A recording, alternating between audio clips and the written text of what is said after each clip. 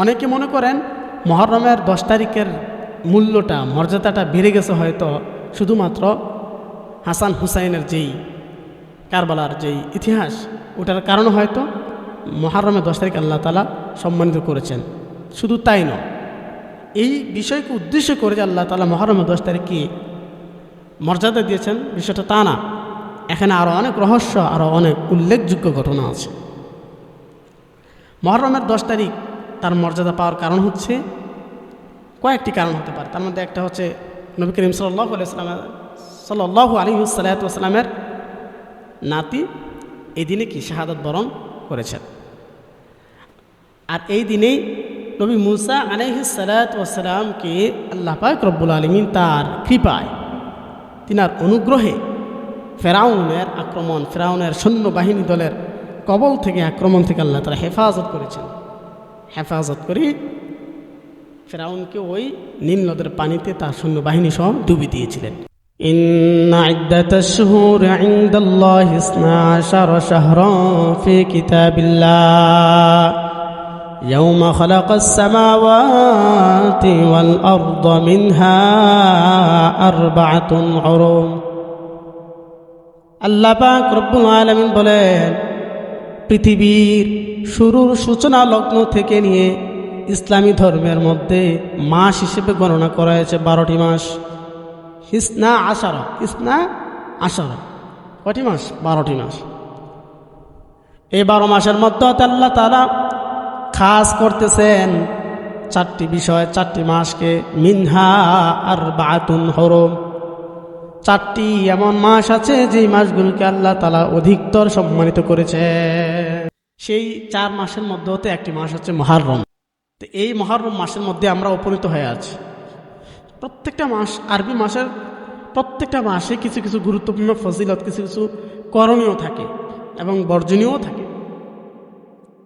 মুহররম মাসের যে তারিখ, যে দিনটি একটু গুরুত্বপূর্ণ, সেটা হচ্ছে 10 মুহররম, অর্থাৎ মুহররমের 10 তারিখ। আরবি তারিখ গণনা অনুযায়ী মুহররমের 10 তারিখ এই দিনটা একটু কি গুরুত্বপূর্ণ। এই দিনে কিছু অলৌকিক ঘটনা, প্রসিদ্ধ ঘটনা ঘটেছে, সেজন্য এই দিনটির দাম অনেক বেড়ে গিয়েছে।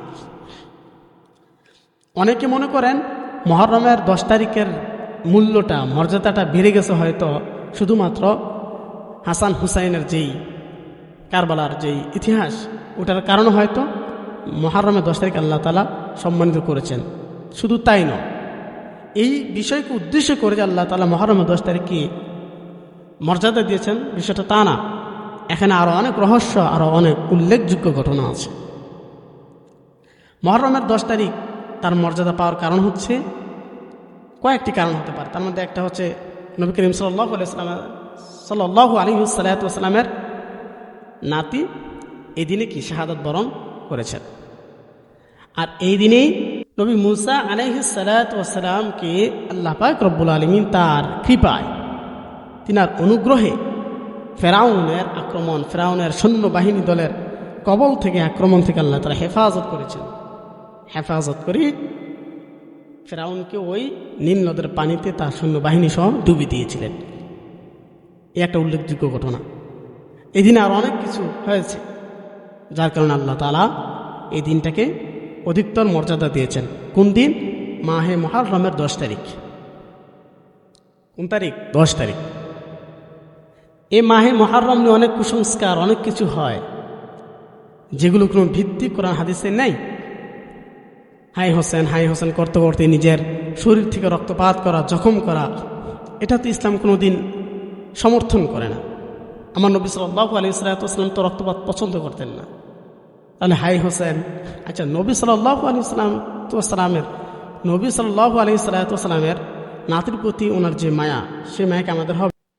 তাহলে সেই হাই হোসেন বলে বলে নিজের শরীর থেকে রক্তপাত করা, জখম করা, মিছিল, মিটিং, বৈঠক করা, এগুলো কোনো শোভা পায় না, সম্পূর্ণ নিষিদ্ধ। ইসলামের সৌন্দর্য তো হচ্ছে মিন হুসনিল ইসলামি তারকুহু মা লা ইয়াইনুহু, অনর্থক জিনিস থেকে নিজেকে বিরত রাখাটাই হচ্ছে কি ইসলামের সৌন্দর্য। নবী সাল্লাল্লাহু আলাইহি ওয়াসাল্লাম যা করেছেন সেটাই করতে হবে, যা ছেড়ে দিতে বলেছেন সেটাই ছেড়ে দিতে হবে, তবে নবীর অনুসরণ ইত্তেবা করা হবে। আল্লাহ পাক রব্বুল আলামিন আমাদেরকে বোঝার তৌফিক দিন। মুহররমের 10 তারিখ রোজা রাখতে হবে। এই দিনে নবী সাল্লাল্লাহু আলাইহি ওয়াসাল্লাম এবং সাহাবা একরামদেরকেও রোজা রাখার কথা বলা হয়েছে, রোজা রেখেছেন। এই দিনে রোজা রাখলে কি সওয়াব? নবী আমার সাল্লাল্লাহু আলাইহি ওয়াসাল্লাম হাদিসের মধ্যে বলেন, সিয়ামু ইয়াউমি আশুরা আহতাসিবু আলাল্লাহ আই ইউকাফিরাস সানাতাল্লাতী ক্বাবলা। আমার কোন উম্মত যদি মুহররমের 10 তারিখে রোজা রাখে, আমার ধারণা, আমার রবের প্রতি আশা ভরসা, আমার রব ওই বান্দার বিগত 1 বছরের গুনাহ আল্লাহ তাআলা ক্ষমা করে দিবেন।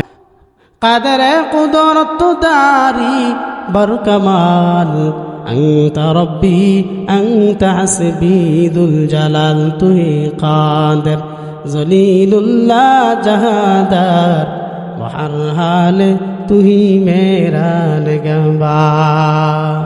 আল্লাহ তাআলা ক্ষমা করে দিতে পারেন। তাহলে 1 বছরের বিগত 1 বছর গুনাহ ক্ষমা হয়ে যাবে।